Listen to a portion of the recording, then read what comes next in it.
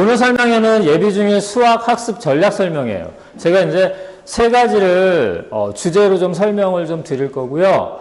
요 부분을 본인들 좀 잘 듣고 좀 도움이 되었으면 합니다. 첫 번째는요, 수학 입시에서 성공하기. 자, 우리가 이제 중요한 거는 초육인데, 그죠? 초육인데 제가 벌써 입시 얘기 막 지금 진행을 하죠. 이제 초육이 아니라 이제 중학교 1학년이 되는 거예요.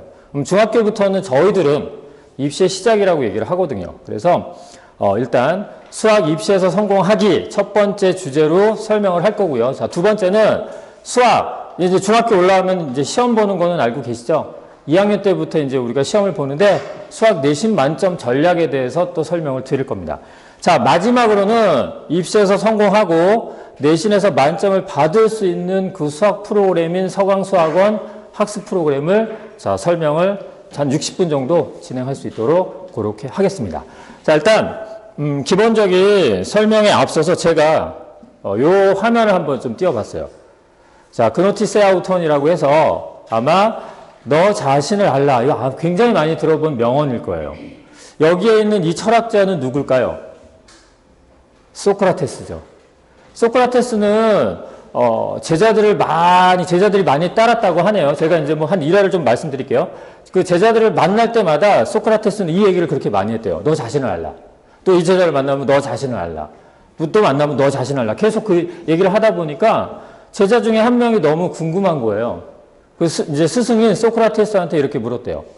스승님은 스승님 자신을 잘 알고 계십니까? 라고 물었다고 하네요. 그랬더니 이렇게 답을 했다고 합니다. 나도 잘 모른다. 하지만 나는 바로 내가 모른다는 것을 잘 알고 있다. 자, 제가 서두에 이제 시작하기 전에 이 명언을 말씀드리는 이유가 있습니다. 자, 잘 보면 내가 모른다는 것을 잘 알고 있다. 이거 이제 굉장히 중요한 내용이죠. 자, 이 내용이 바로 뭐냐면은 수학을 하는 우리 아이들의 자세가 돼야 된다는 거예요.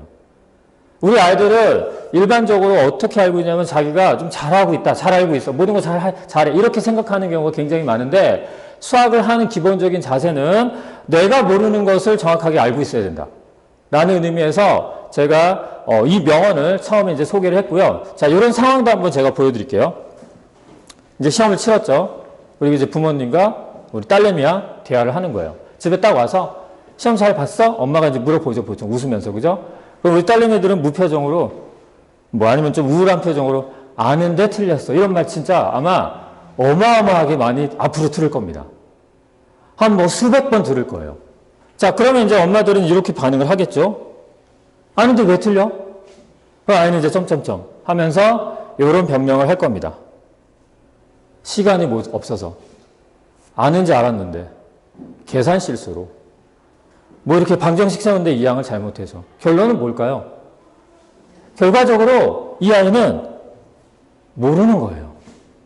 제가 이제 앞에서 지금 너 자신을 알라. 그죠? 그 얘기를 자, 이 지금 또 어떤 상황과 지금 같이 이제 매치를 시켜보면 우리 아이들은 이런 얘기 진짜 많이 하거든요. 아는데 틀렸어. 아는데 틀렸는데 엄마들은 아는데 왜 틀려? 결국은 뭐죠? 모르는 거예요. 우리 아이들은 모르는 걸 모르고 있는 거예요. 말이 좀 이상하네요. 그죠? 모르는 걸 모르고 있어요.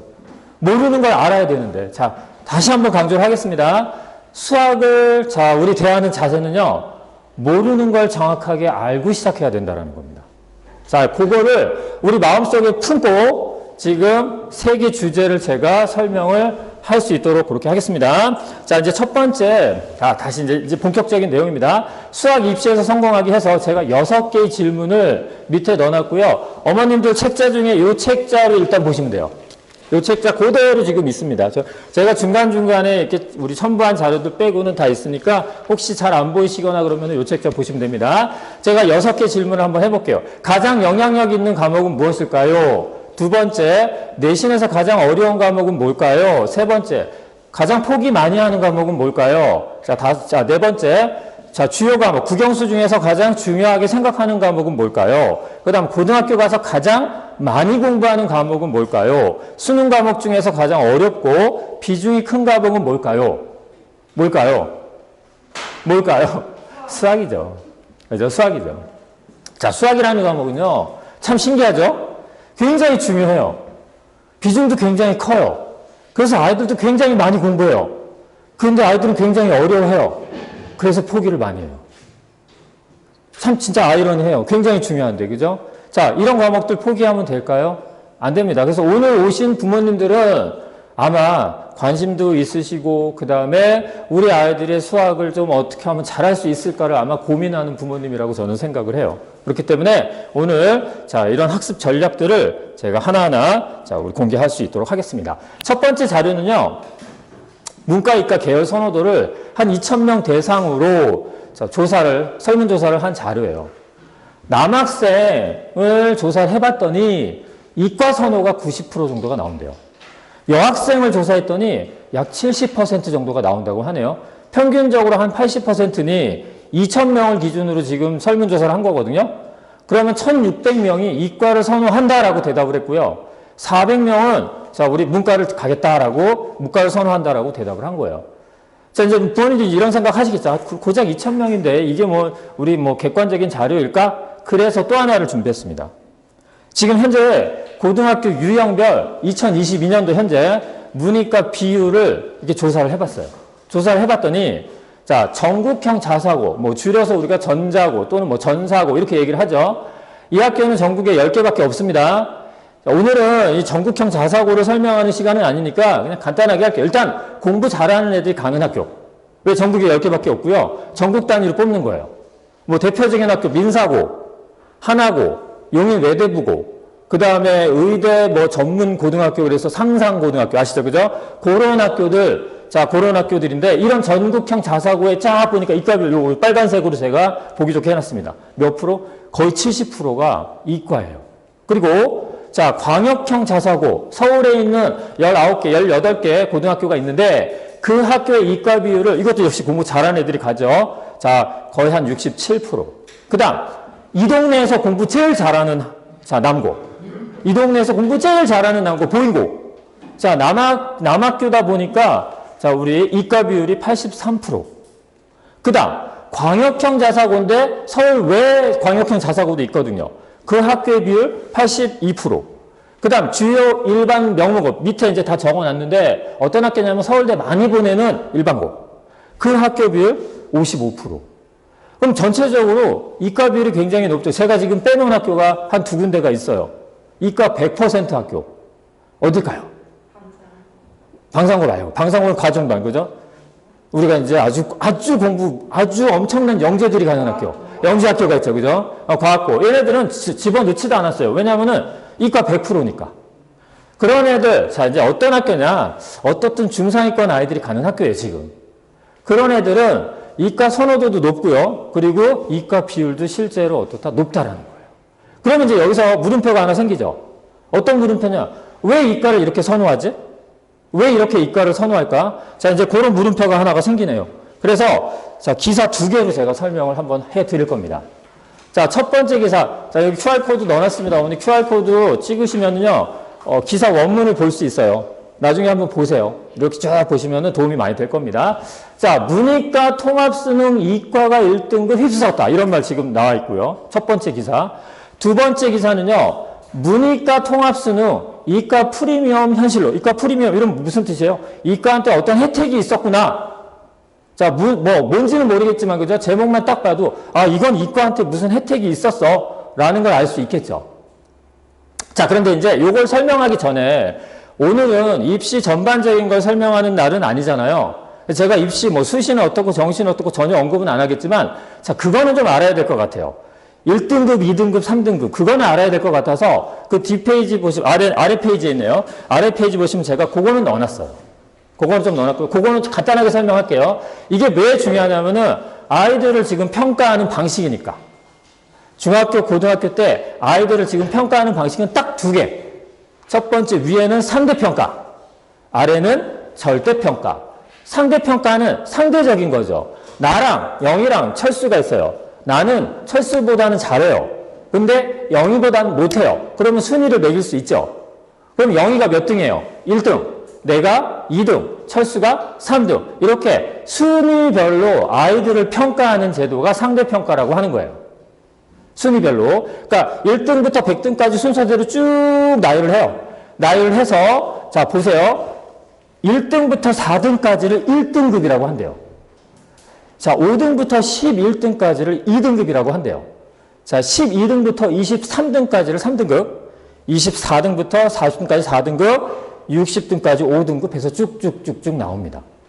자, 그러니까 이거는 지금 어떤 거죠? 아, 우리 1등급, 4등까지 이렇게 순위별로 나누다 보니까 조금은 변별력은 있겠네요. 그죠? 근데 이제 밑에 이 절대평가는요, 자, 절대적인 점수를 가지고 평가하는 거예요. 그러니까 점수를 덩어리를 보고 평가한다. 예를 들어, 90점 이상이다. 그러면은 이렇게 평가. 아, 잘했어. 80점 이상이야. 아, 그래. 좀 잘했어. 70점 이상이야. 그래. 보통이야. 60점 이상이야. 좀 못했어. 이런 식으로 평가하는 거. 그런 평가를 우리 절대평가라고 하는데, 그러면 이제 그런 거예요. 90점 이상이 수능 영어는 절대평가거든요.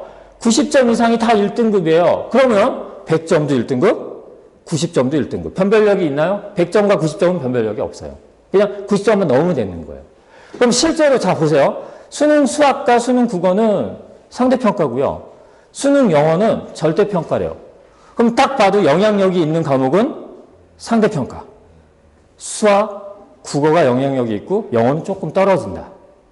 그럼 이제 수학, 국어 중엔 누가 더 영향력이 있나? 오늘은 수학 우리 설명회니까 수학의 영향력이 어마어마하게 크다라는 거죠. 영어가 떨어진 만큼 수학의 영향력이 올라간 거예요. 그래서 수학은 굉장히 중요한 과목이다. 그리고 고등학교 올라가면요, 요 9등급제에 우리 상대평가를 진행하는데 우리 중학교 올라오면은 자, 절대평가에 성취평가제를 진행하는데 9등급제는 아닙니다. 중학교는 뒤에 이제 다시 나오는데 5등급제예요. 그럼 어떻게 나눠지냐면은 1, 2, 3, 4로 나눠지는 게 아니라 A등급이 90점, B가 80점, C가 70점, D가 60점, 나머지 2 이렇게 나눠지는 거예요. 자, 이렇게 5등급으로 나눠진다. 자, 이렇게 등급 알아두고 그 페이지는 접으셔야 될 것 같아요. 왜냐면은 수시로 왔다 갔다 할 거예요, 저희가.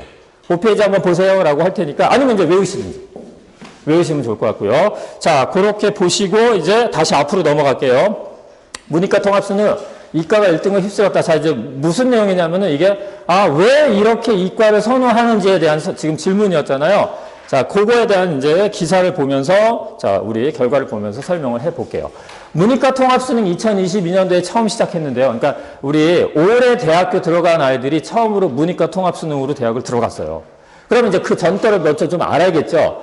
2021년도에는 어떻게 우리 수능을 치렀냐면은 문과 따로, 이과 따로 수학시험을 봤어요. 그래서 문과끼리 1등급부터 9등급까지 나눴고요. 이과끼리 1등급부터 9등급까지 나눴어요. 2021년도. 그러니까 2020 말고요. 이전은. 그러다 보니 문과가 이과한테 영향을 받았을까요? 전혀 받지 않았다라는 거예요. 그건 문과끼리 경쟁이니까. 그런데 2022가 되다 보니까 우리 어떻게 됐다? 문이과가 합쳐졌다. 합쳐지다 보니까 우리 이제 예측하기에 당연히 누가 더 등급이 높을까요? 이과 애들이 훨씬 잘할 거다라는 우리 예측을 한 거예요. 아니나 다를까 여기 지금 녹색깔 있죠? 요게 이과 아이들. 이 회색깔이 문과 아이들. 1등급 비율을 봤더니 이과 계열의 아이들이 90%, 문과 계열의 아이들은 고작 한 10%밖에 안 된다는 얘기예요. 만약에 1등급 100명이다. 그러면 자, 1등급 100명 중에 90명이 이과고요. 10명이 문과였다라는 얘기예요. 자, 그럼 이과인지 문과인지 어떻게 할 수 있냐? 이과는 미적분과 기하를 선택하고요. 그죠? 문과는 확률과 통계를 선택한다라는 거예요. 자, 이렇게 자, 우리 문이과 통합 수능이 되면서 우리 이과 아이들한테 훨씬 유리해졌다. 그러니까 같은 점수라도 기하나 미적분을 선택한 아이들이 자, 우리 그 확률과 통계를 선택한 아이들보다 훨씬 등급이 좋게 나왔다는 뜻입니다. 그러니 아이들이 일단 같은 점수라도 어디 공부 조금 열심히 해서 미적분이나 기하를 선택해야 될 것 같아. 그게 바로 이과가 되는 거거든요. 그렇게 된다라고 보시면 되고요. 자, 그 다음에 이제 이것도 이제 어마어마한 건데요. 보세요. 문이과 통합 수능이 되면서 이과 프리미엄이 생겼대요. 아까 이제 기사 내용 있죠. 자, 그게 뭐냐? 교차 지원입니다. 교차 지원은 뭔지 아시죠? 서로 이게 엇갈려서 지원한다. 제가 이제 그림으로 그냥 자, 설명을 한번 해볼게요. 이쪽이 이과고요. 이쪽이 문과입니다. 근데 이과 쪽은 클로즈드라고 자, 닫혀 있습니다, 지금. 문과는 오픈입니다. 이제 서로, 교차라는 건 서로 지원할 수 있다는 뜻이거든요. 이과가 문과로, 문과로 이과가. 근데 지금 제가 어떻게 표현해놨냐면은 이과는 문과 쪽으로 지원할 수 있어요. 오픈돼 있으니까. 근데 문과는 이과 쪽으로 지원할 수 있나요? 없어요. 왜 그럴까요? 이과에 특별함이 있거든요. 그게 뭐예요? 수학에서 미적분, 기하를 할 수 있어야 되고요. 그 다음에 탐구에서 사탐이 아니라 과학탐구, 물리, 화학, 생명과학, 지구과학 같은 거 할 수 있어야 된단 말이에요. 그러면 하면 되지. 문과에다 하면 되지. 그럼 문과가 아니죠. 미적분, 기하 선택하고 과탐 선택하면 이과가 되는 거죠. 그러다 보니 교차 지원 그러면 어머님들은 뭐만 기억하시면 되냐면은 물론 문과에서 이과로 가는 경우도 있습니다. 근데 드물고요. 이과에서 문과로 지원한다라고 생각하시면 될 것 같아요. 교차 지원은 그겁니다. 그럼 다시 앞에 기사를 딱 보시면은 교차 지원을 해서 합격하는 비율을 봤더니 서울에 있는 11개 대학교, 이게 우리 아이들 들어갔으면 하는 대학교일 겁니다. 서영고, 서성환이, 중경외시, 그래서 11개 대학교입니다. 이 학교에 이과 아이들이 차지하는 비율입니다. 지금 비율을 봤더니 60% 이상이 녹색깔이에요.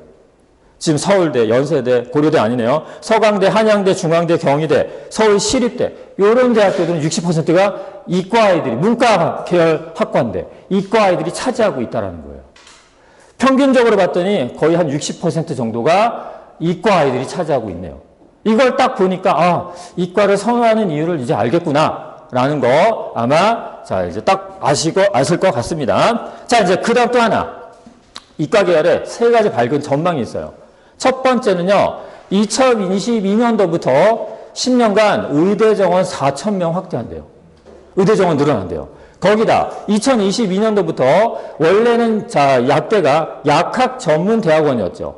그게 우리 약대 대학교에서 아이들을 선발을 했습니다. 선발하고 있습니다. 그리고 세 번째, 올해 이제 대학을 들어가는 아이들인데 2023년도부터 반도체 계약학과가 신설이 된대요. 이제 기존에 있었는데 더 많은 학교들이 신설이 된다는 거예요. 지금 우리나라 반도체 인력이 굉장히 많이 부족하다. 신문에 지금 난리예요. 난리인데 그러다 보니까 서울대, 연대, 고대, 카이스트 이런 학교들 반도체 계통의 계열들을 막 만들고 있어요. 근데 본인들이 만드는 게 아니라 대기업에서 지원해주고 있는 거예요. 대기업은 딱 두 개죠. 삼성하고 SK 하이닉스. 그래서 지원을 막 해줘요. 지원을 해서 계약을 하는 거죠. 계약을 한다. 무슨 뜻이냐면 아이들한테 장학금 주고요. 4년 후에 또는 5년 후에 6년 후에 너희 우리 기업으로 들어와. 그러니까 이제 취업이 거의 보장되는 학과라고 보시면 될 것 같아요. 이런 학과들이 지금 늘어난대요. 그러니 문과보다 이과가 훨씬 더 전망이 밝죠. 그러니 아이들도 생각이 있죠. 중상위권 아이들은 생각이 있잖아요. 중상위권 부모님들은 생각이 있잖아요. 뭘 해야 된다? 이과를 선호해야 되겠구나. 그죠? 자, 우리는 수학과잖아요. 계산기를 한번 두들겨 봤어요. 자, 이렇게. 우리 수능 응시 인원을 약 48만 명으로 봤고요. 자, 미적분과 기하를 응시하는 이과 아이들 23만 명으로 추정을 했습니다. 그리고 의학계열, 의치한, 수의의 약학대까지 합쳐서 한 6,600명 정도 뽑더라고요. 그리고 SK, 그러니까 스카이, 서울대, 고려대, 연세대, 자연계열 5,600명 정도 뽑습니다. 거기에 이공계 특성화대 어떤 데냐?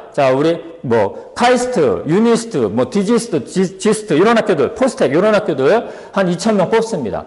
반도체 계약학과 한 360명 정도 뽑고 이걸 다 합쳤더니 14,000명이 넘더라고요.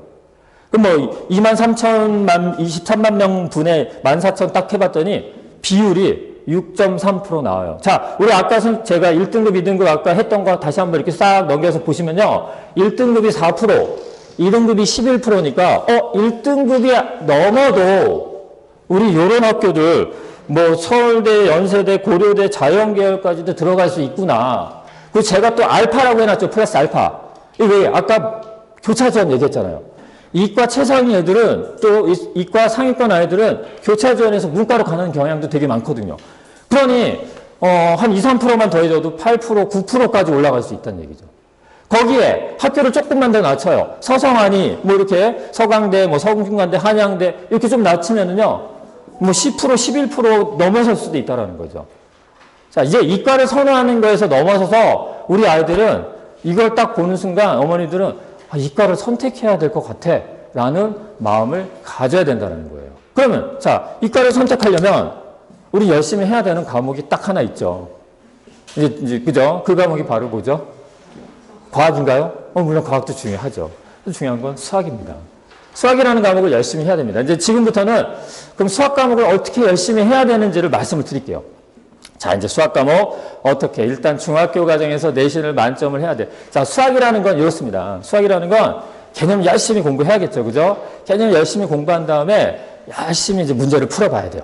문제를 풀어봐서 틀린 것들 있죠? 틀린 것들 막 이렇게 고쳐봐야 돼요.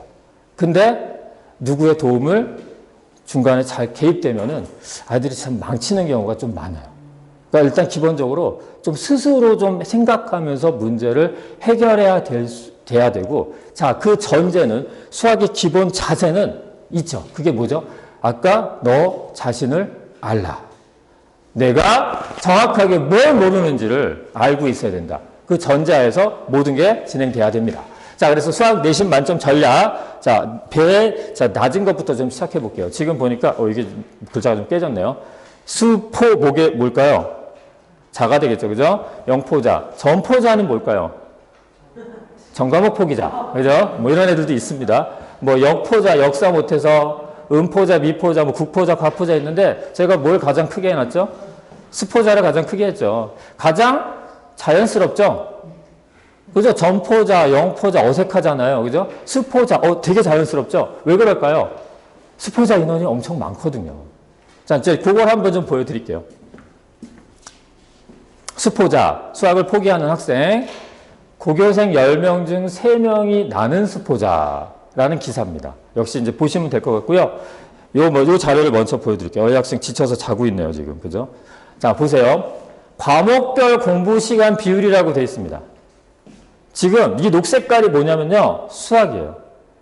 우리 아이들이 공부를 만약에 2시간 하죠. 그러면 최소 1시간 이상은 무슨 공부를 한다? 수학 공부를 하고 있다는 거예요. 수학 공부를 하고 있는데 그럼에도 불구하고 아이들이 이렇게, 자, 이 도표를 보니까 수학 포기하는 아이들이 이렇게 많이 생겨요. 초등학교 6학년부터 포기자가 생긴대요. 12% 정도.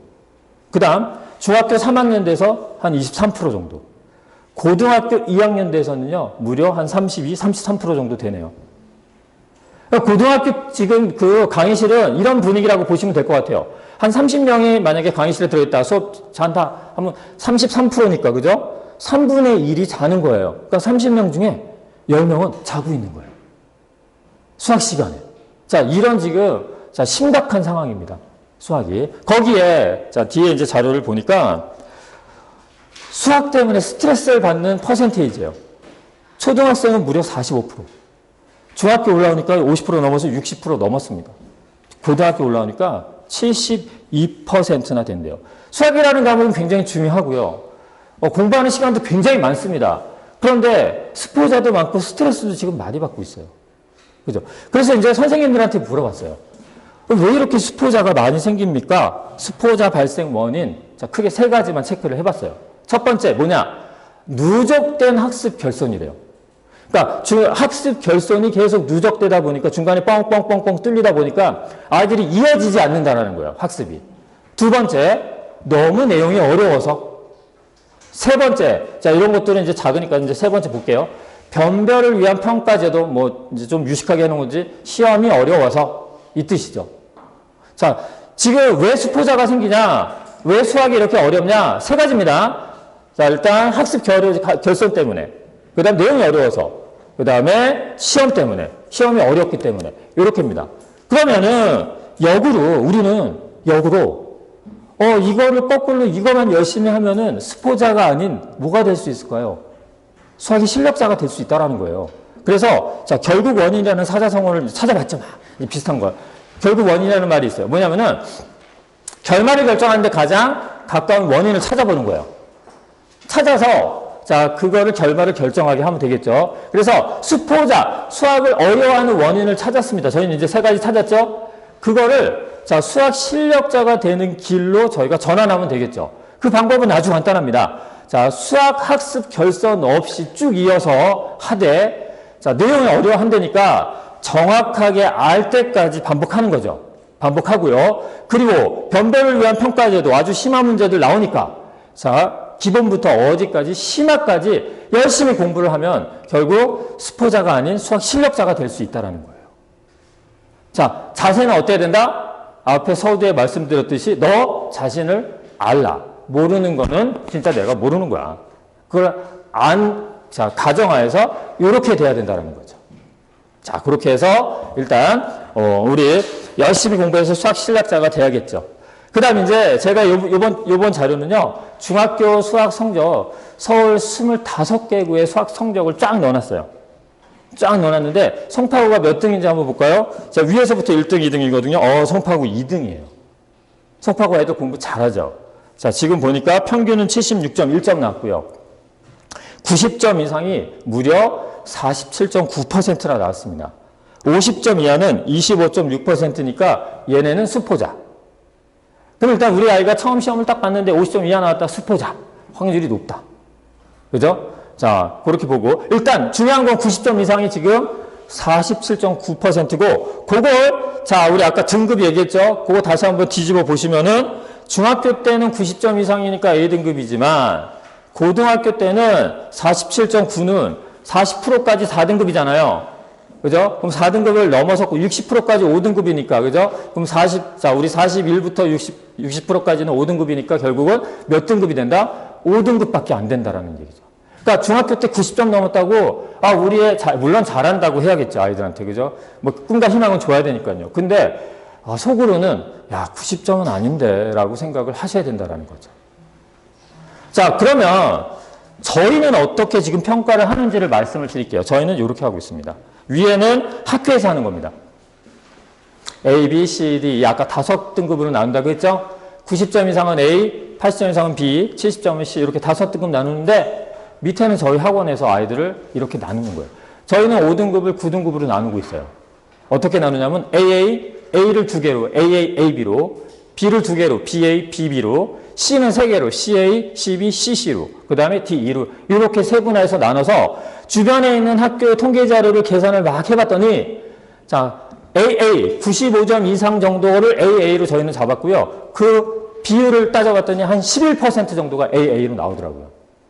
그리고 90점 이상이면 이 동네는 이제 송파는 47.9가 나오지만 이 동네는 한 35%까지 나와요. 그리고 자, BA는 85, BB는 80 이런 식으로 저희는 아이들을 분류를 하고 있어요. 그럼 여기서 딱 보면은 일단 뒤에 이제 제가 아마 넣어놓은 것 같은데 여기서 보면은 자, 보세요. 12, 그러니까 75점 미만을 우리 아이가 학교에서 시험 성적을 받았다 그러면은 뭐가 될 확률이 높냐? 고등학교 올라가서 스포자가 될 확률이 높다라고 일단 판단하시면 될 것 같고요. 자, 95점은 받아야지 우리 아이가 최소 몇 등급이 될 수 있냐? 2등급이 될 수 있다라는 거예요. 고등학교 올라가서. 그러니까 최소 95점, 100점은 나와야 된다라는 겁니다. 그럼 이제 궁금하시죠? 어떻게 95점을 받지? 그래서 어떻게 95점을 받지? 자, 그 부분을 설명을 해드릴게요. 중학교 시험은요, 이렇게 4개의 난이도로 되어 있어요. 간단해요. 중학교 시험은 딱 4개의 난이도. 첫 번째, 교과서 유형 개념 문제. 자, 교과서 그대로 출제하는 경우도 있고요. 교과서 변형 문제로 출제하는 경우가 있어요. 저희는 시험 대비할 때 만약에 우리 아이가 천재 교과서다. 천재 교과서만 풀리지 않아요. 왜? 교과서 변형 문제가 있으니까. 그러면 천재 교과서 외에 이 주변에 있는 모든 교과서를 다 풀려요. 그게 다 변형 문제들이 될 수 있으니까. 그렇게 하면은 몇 점을 받을 수 있냐면 교과서만 완벽하게 했다. 70점을 받을 수 있어요. 근데 자, 일반 문제집 있죠. 저는 이제 센으로 예를 들었어요. 센은 어떻게 구성이 되지 않냐면은 잘 아시겠지만 센 A 스텝이 있고요. B 스텝이 있고요. C 스텝이 있어요. A 스텝은요. 교과서랑 비슷해요. A 스텝은 보통 교과서를 풀 수 있을 정도면 안 풀어도 돼요. 이제 B 스텝이 뭐냐? 시험에서 90점이 되냐 안 되냐를 B 스텝, C 스텝이 그거를 좌우하는 문제라고 보시면 돼요. C 스텝은 심화는 아니고요. 약간 응용적으로 보시면 될 것 같고요. 그 다음에는 1품 정도를 풀면은 여기서 한 80% 쌤 B 스텝, C 스텝의 1품 정도를 풀면은 아이가 합쳐서 90점이 나올 수 있어요. 자, 그럼 이제 우리 95점 나와야 되니까 심화 정도를 좀 풀 수 있어야겠네요. 그러려면 블랙라벨 A급 최상위 같은 문제집 정도를 풀어서 한 70점 이상은 나와야 된다는 얘기예요. 자, 100점을 목표로 한다. 그러면 킬러 문항이라고 중학교도 킬러 문항이 있어요. 틀리게 하려고 선생님들이 내는 문항들이 있다고요. 강남기출을 풀든지 아니면 신유형 수학적 사고력으로 이게 왜 이렇게 나오지를 분석할 수 있어야지만이 100점이 나올 수 있다는 거예요. 그럼 간단하게 자 이겁니다. 90점을 만드는 거, 90점이 되는 거는요. 이 아이는 어떻게 풀 수 어떻게 풀 수 있는가를 아는 아이예요. 그러니까 기계적으로 이런 문제는 이 공식을 써서 푸는 거야. 이 문제는 이 공식 써서 푸는 거야. 이거를 잘 아는 아이들은 90점은 나와요. 그럼 이제 90점 이상은요. 뭐를 원하냐면 왜를 원해요. 이게 왜 이렇게 되지? 이제 그 생각을 좀 해야 된다는 거예요. 제가 수학에서 굉장히 중요한 거 지금 이제 세 가지를 얘기했습니다. 정리 한번 할게요. 첫 번째는 뭐냐면요. 수학은 정확하게 내가 뭘 모르는지를 알아야 된다. 첫 번째 강조를 했고요. 두 번째는 수학 실력자가 되는 법을 제가 말씀드렸죠. 학습 결선 없이 쭉 이어서 하되 정확하게 알 때까지 하고 기본부터 심화까지 열심히 반복 학습하면 된다. 그 다음 이제 어떻게 해도 중요하지만, 그죠? 그 다음 어떻게 해도 중요하지만, 어떻게 푸는 것도 중요하지만, 왜 그런지도 굉장히 중요하다, 수학에서. 이렇게 지금 세 가지 지금 강조를 했습니다. 그러면서 오늘 저는 부모님들한테 아주 간단하게 수업을 좀 할 거예요. 수학 수업을. 걱정하지 마세요. 제가 질문 안 할게요. 질문 안 할 거고요. 아주 쉬운 정삼각형 문제, 자, 우리 문제를 좀 낼 거고요. 마음속에서 답만 해주시고 제가 멋지게 풀었다 싶으면은 박수 한번 쳐주세요. 네. 자, 정삼각형입니다.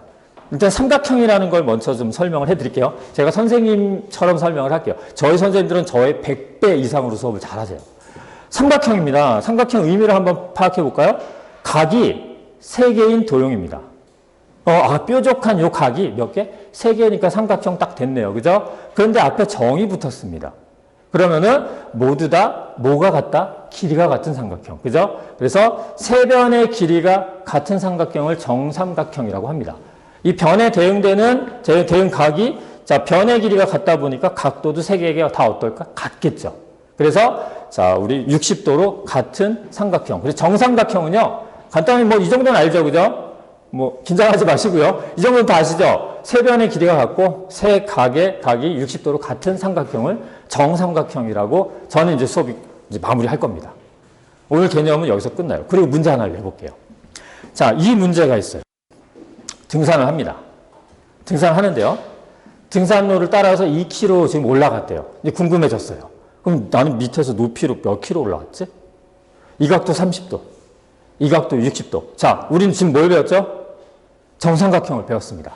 정삼각형을 활용해서 이 문제를 풀어야 되거든요. 자, 10초 드릴게요. 질문 안 할 겁니다. 긴장하지 마시고요. 어떻게 풀어야 될까요? 이미 답이 나오신 분도 있을 거예요.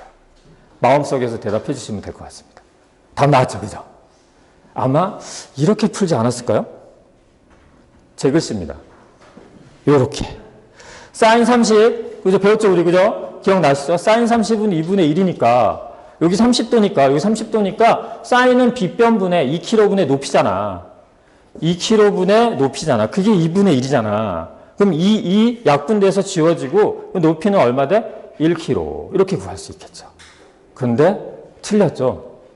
왜 틀렸을까요? 왜 틀렸을까요? 저는 뭘 가르쳤죠? 정삼각형을 가르쳤어요. 그런데 왜 사인이 나오냐고요. 중학교 1학년은요. 사인을 배운 적이 없어요.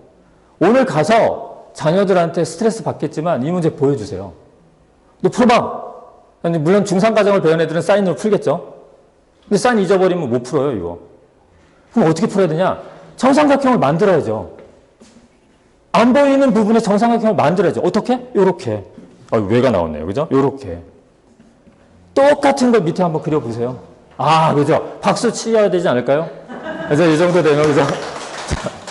자, 저희 선생님들은 저보다 훨씬 더 잘하십니다. 자, 60도잖아요. 그죠? 그럼 여기 2km면요. 여기 2km고요. 여기 2km입니다. 요거는 절반. 그럼 높이는 몇 킬로? 1km. 초등학생들도 풀 수 있는 문제예요. 근데 어떻죠? 애들은 사인값 몰라서 선생님 저 사인 안 배웠는데요. 선생님들조차도 이거 사인으로 풀어주는 선생님도 있어요. 절대 안 돼요. 무슨 말인지 이해되셨죠? 하나만 더 해볼까요? 재밌네요. 그죠? 이 시간이 가장 재밌죠? 수학 공부하는 것 같고요. 하나만 더 해볼게요. 제가 하나만 더 준비했어요. 그럴 줄 알고. 자, x 플러스, 자, 이거 뭐죠? 방정식이네요. 이제 중학교 1학년, 중학교 2학년 때 배우는 이제 방정식인데, 자, 두 개의 식이 있으면 우리는 연립방정식이라고 하죠. 중학교 2학년 때 배우는 방정식인데, 중학교 1학년 때 이 문제가 나왔어요.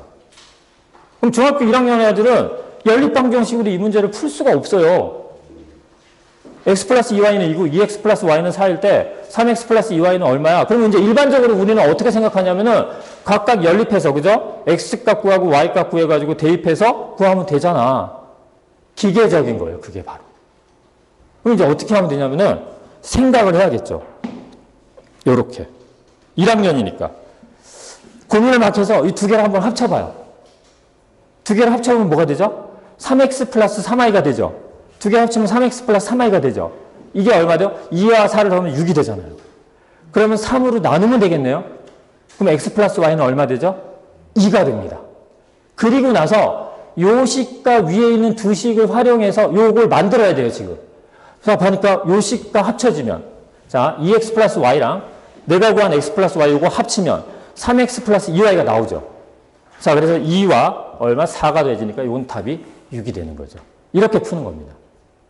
그러니까 우리가 연립방정식으로 또 아까 정삼각형 배웠는데 사인으로 이렇게 자 우리 공부하면 안 된다는 거예요. 배운 그대로 개념을 적용해 할 수 있어야 되죠. 아주 간단한 거 하나, 재밌으니까 하나만 더 말씀드리면 우리 아이들 아주 되게 신기한 게 하나 있어요. 뭐냐면요. 오늘 제가 진짜 신기해요. 우리 아이들, 이런 아이들 되게 많을 거예요. 그러니까 2x, 자, 요거 해볼게요. 2x 플러스 4는 0이다. 자, 요거 풀려면 2x는 요게 이렇게 이항된다. 이런 얘기 아시죠? 이항, 그죠? 이항하면 뭐가 되죠? 마이너스 4가 되잖아요. 선생님들 이제 어떻게 가르치냐면 기계적인 선생님들, 야, 이항하면 부호가 바뀌어. 이항하면 부호가 바뀐다고 멍청아 그러면서 막 가르쳐요. 그리고 나서 선생님 그럼 여기서 x 어떻게 구했는지 나 구해봐 인마 이제 구할 수 있지? 그러면서 애들이 이제 어떻게 하냐면 2분의 1 곱하기 x는 마이너스 4인데 이항을 하는 거니까 이항하면 부호가 바뀌어. 틀렸죠? 뭐가 틀렸죠? 나누기는 이항할 때 부호가 바뀌나요? 안 바뀌어요. 아이들한테 이렇게 어떻게만 가르치다 보면 이항하면 부호가 바뀌어. 나누기 할 때 막 부호가 바뀐다는 거예요. 절대 이렇게 가르치면 안 되고요. 그럼 이거 어떻게 풀면 돼요? 이거 어떻게 풀면 될까요? 간단해요. 2x 2 곱하기 x 한 값과 4를 더했더니 얼마인 값을 구하면 돼요? 0인 값을 구하면 돼요. 그러니까 요 값이 얼마면 돼요? 2x가 그러면 얼마면 돼요? 이 2x가 결국은 얼마면 되냐면은 마이너스 3은 된다는 얘기예요. 2x가 마이너스 4고 마이너스 4 플러스 4는 0이니까. 그럼 2x가 마이너스 4인 값, 얼마? x는 마이너스 1을 곱하면 되겠죠. 그렇게 구하면 된다는 얘기예요. 그러니까 이렇게 개념적으로 접근을 해야지 우리가 뭐 기계적으로 접근해서는 절대 안 된다. 제가 좀 이제 무리해서 이제 세 문제까지 했는데 어쨌든 이런 식으로 우리 아이들한테 오늘 집에 가서 아까 그 정삼각형 문제 있죠? 그거 한번 물어보세요. 똑똑한 중3까지 배운 애들 사인 어쩌고 저쩌고 하면은 물어보세요. 야, 사인 30이 왜 2분의 1이야? 배웠어 그냥. 그런다고요. 뭐 심지어는 제 딸내미 지금 5학년인데요. 야, 5분의 3이 크니 5분의 자 우리 뭐 5분의 3이 크니 자 그다음에 4분의 3이 크니 물어봤더니 4분의 3이 크대. 오, 똘똘한데 왜 4분의 3이 커? 뭐 분자가 같을 때 분모의 크기가 작을수록 커요. 뭐야 그게? 그거는 기계적으로 푸는 거죠. 자, 절대 그래서는 안 된다라는 걸 제가 이제 보여드린 거고요. 자, 이제 이렇게 해서 이제 두 개 이렇게 끝냈고요. 이제 서강 수학, 자, 수학 프로그램에 대해서 설명해 드릴게요. 저희 이제 서강 수학 프로그램은요, 일단 강조하는 게 좀 있죠. 진도를 어떻게 나가는지를 먼저 설명해 드릴게요. 아까 수학 실력자가 되는 방법 중에서 알 때까지 우리 심화까지 해야 된다. 기억하시죠? 그죠? 저희들은요, 최소 우리 2번 또는 3번을 한 학기를 반복을 해요. 한 학기를요, 자, 개념 끝나면 유형 끝나면 심화. 그리고 뭐 아이들이 똑똑해. 그러면은 유형 안에 개념도 있으니까 유형 또는 심화. 이렇게 뭐 최대 넉 달 반 또는 석 달 반에 한 학기를 3번 또는 2번 반복해서 끝내요. 학교에서는 한 번 끝내는데 6개월이 6개월 되죠. 그죠? 근데 저희는 3번을 끝내는데 요 정도가 걸린다는 거예요. 그럼 이제 궁금하시죠? 우리 아이가 서강학원을 3년 동안 다니게 됐을 때 어느 정도 끝내는지 궁금하실 것 같아서 넣어놨어요, 제가. 일단 먼저 지금 우리 여기 오신 대부분의 부모님들 자녀들은 아마 7월 19일부터 저희 중등반 이제 5층에서 수업했던 아이들이 다 4층 한 층 내려와서 수업을 좀 진행을 할 거예요. 중등반 선생님들이 좀 더 재밌고 이렇게 지금 개념을 접근하면서 수업을 좀 진행을 할 거예요. 자, 그게 이제 7월 달인데 그때 나가는 진도를 먼저 좀 넣어놨어요. 이게 이제 풀이 중일 과정이라고 저는 해놨고요.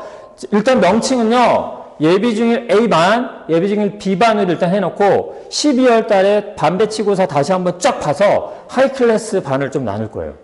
저희가 자 7, 8, 9 여름 몰입 수업이라는 부분을 통해서 이렇게 완성을 할 거고요. 자 10월, 11월 하면 2학년 정도, 2학년 1학기 한 번 정도는 일단 끝나고 12월 달에 올라갈 거예요. 쫙 올라가면은 자 이제 중학교 과정인데요. 그 과정은 자 중학교 1년 동안 그러니까 2023년 1년 동안 쭉 이런 과정으로 공부를 할 거예요. 공부를 해서 어디까지 일반적으로 끝내냐면은 보시면 3학년 2학기 과정 거의 끝내죠. 그죠? 3학년 2학기까지는 끝낼 거예요. 결국 중학교 1학년 때 중등 과정이 거의 마무리가 되는구나. 우리 아이들은. 그죠? 그렇게 보시면 되고요. 그 다음 중학교 2학년 딱 되면 이제 시험하고 막 이렇게 같이 치러지는 거예요. 시험하고. 그러다 보니 중학교 2학년 때는 수학, 이게 고등학교 1학년 수학이에요. 그 과정이 좀 마무리가 될 거고요. 중학교 3학년이 딱 되면서 수원, 자, 과정이 마무리가 될 거예요. 자, 이 도표는 이제 책자에 있으니까 그대로 보시면 되고요. 제가 그냥 간단하게 알아들 수 있도록 다시 한번 정리했습니다. 보세요. 중등 과정 완성은 중1 때.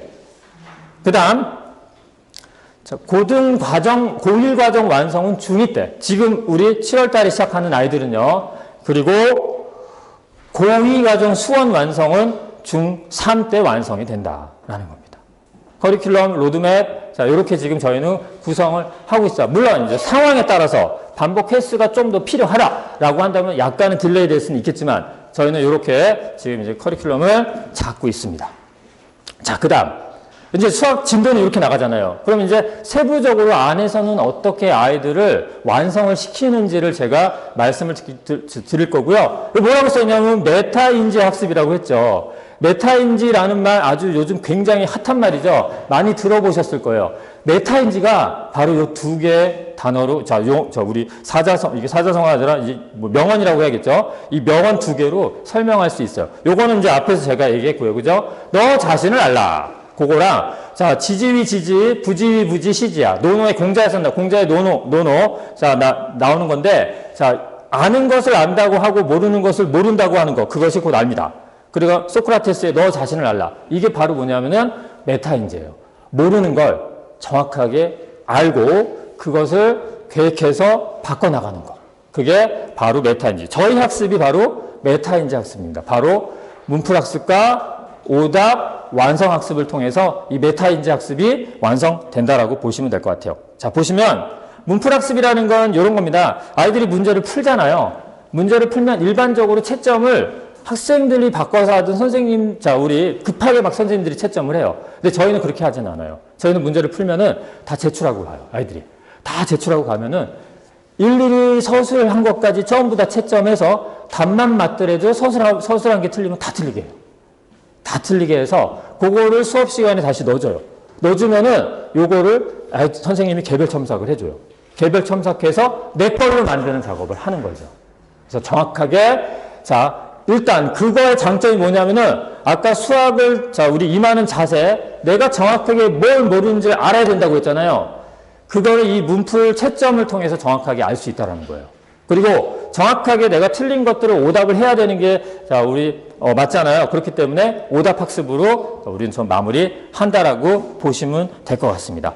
일단 자, 이 자료 중에서 요 자료가 하나 있을 거예요. 요 자료 한번 잠깐 좀 보시면 여기서 이제 몇 가지만 좀 볼게요. 몇 가지만 딱 보시면요. 자, 수업은 일반적으로 우리 아이들이 정상적으로 지금은 현재는 아직까지 초등학교 우리 7월 한 첫 주 정도는요. 아직 그 중학생들하고 방학 일정이 좀 안 맞아서 시간이 이제 초등부에 좀 맞춰서 좀 진행이 되는데 자, 그 다음부터는 이제 시간이 조금 이제 정확하게 140분으로 이제 진행이 돼요. 이 140분 안에서 저희는 4개의 스텝으로 수업들이 진행이 되는데 첫 번째는요. 아까 채점된 교재들이 올라온다고 했잖아요. 그 전일 문풀 교재 오답 정리를 해요, 아이들이. 막 이렇게 틀린 것들을 아이들이 풀면 선생님은 돌아다니면서 개별적으로 첨삭 지도를 해주는 첫 번째 단계가 있고요. 두 번째는 과제도 있죠. 과제 틀린 것도 오답을 합니다. 똑같은 과정으로 오답을 하고요. 세 번째는 이제 개념 수업을 하죠.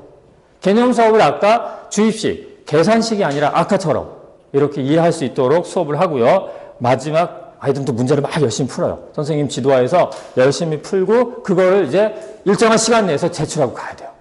제출하고 가면은 자, 저희는 이제 밑에 요 단계를 거쳐서 이제 문풀 채점을 하죠.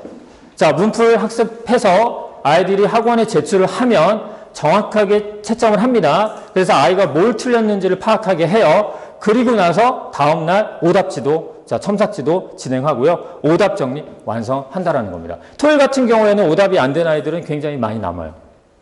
토요일 같은 경우는 그렇게 해서 진행된다라고 보시면 되고, 나머지 프로그램들은 뭐 시험을 본다, 어떤다 이런 것들은 아마 보시면 아실 것 같아요. 그래서 이렇게 핵심적인 거 제가 설명을 드렸습니다. 나머지는 뭐 뒤에 이제 왜 문풀 학습이 왜 중요한지 그런 내용들도 있으니까 한번 좀 보시면은 좋을 것 같습니다.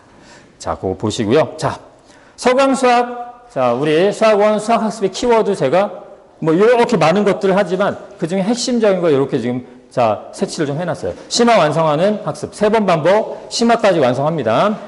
메타인지 학습. 그죠? 정확히 내가 뭘 모르는지를 확인한 다음에 그걸 오답 정리까지 합니다. 자, 문풀 학습. 스스로 문제를 풀게 합니다. 스스로 생각하게 한다라는 거죠. 그 다음에 완벽한 오답 정리. 그죠? 틀린 문제 정확하게 스스로 해결하게 합니다. 자, 정확한 채점, 외부에서 채점합니다. 그리고, 자, 실력 내신까지 완성하고요. 학습 습관까지. 아이들은 이제 틀리면 무조건 오답해야 돼. 근데 오답은 스스로 해야 돼. 라는 것까지 완성하는 수업이 좀 진행된다라고 보시면 될 것 같습니다. 이렇게 되면 아이들은, 자, 우리 앞에 그 장면 기억하시죠? 그죠? 이 학생이 좀 안 보이네요. 자, 앞에 장면 기억하시죠? 아까 시험 잘 봤어? 그거 기억하시죠? 그죠? 아는데 틀렸어? 라고 했던 우리 여학생이 머리 이제 잘랐네요. 자, 이제 뭐라 시험 잘 봤어? 그랬더니 알아서 다 맞췄어 라고 이제 바뀔 겁니다. 저희 서강 수학원에서 수학을 하게 되면 이렇게 웃으면서 시험 결과를 얘기할 수 있는 아이들이 될 거라고 저는 믿고 있습니다. 자, 이제 또 이제 궁금해하는 거, 자, 설명해 드릴게요. 우리 아이들은 이제 오게 되면 7월 19일 날 화목토반으로, 자, 화목토입니다. 화목반이 아니라 우리 초등학생들은 이제 화목 수업을 했잖아요. 저희는 화목토 수업을 좀 하고요. 화목토 개강을 하고요. 이건 찍으셔도 돼요. 뭐 시간이나 이런 게 있기 때문에 제가 넣어놨죠, 그죠? 이거 있을 겁니다. 근데 요 시간대가 바뀌어서 제가 스티커를 좀 붙였어요. 요 시간대가 좀 바뀌어서. 자, 방학 전, 이제 방학 전 7월 19일부터 7월 26일은 화목 오후 3시 반부터 5시 20분까지 일단 수업해서 아이들 귀가하고요. 토요일이 좀 길게 할 거예요. 토요일은 오전 10시에 와서 1시 반. 네, 이렇게 좀 수업할 겁니다. 이 정도는 해야 될 것 같아요. 네. 그 다음, 방학 후 몰입 수업. 이제 몰입 수업이라는 게 있어요. 저희는 이제 이건 좀 아셔야 될 것 같아요. 몰입이라는 건 뭐냐면 말 그대로 몰입해서 수업을 하는 거예요. 방학 기간에 뭐 많게는 12번, 적게는 한 6번, 7번 정도를 방학 기간에만 70분이 더 추가돼서 저희는 수업을 해요. 원래 2시간 140분인데 70분이 추가되니 2시간 10분이 되냐. 그러니까 3시간 반 수학 수업을 하는 거예요. 그래서 시간이 어떻게 바뀌냐면 화목은 1시 50분에 시작해서 5시 20분에 끝나고요. 자, 토요일은 똑같이 10시에 시작해서 1시 반에 끝나는 수업이 방학 동안에 진행될 겁니다. 자, 방학 끝나면요. 5시 20분에 수업이 시작이 돼요. 그래서 7시 40분에 끝나요. 그건 또 따로 안내문이 나갈 수 있도록 그렇게 준비하겠습니다. 네, 이렇게 해서 제가 준비한 설명회는 지금 이제 마무리되고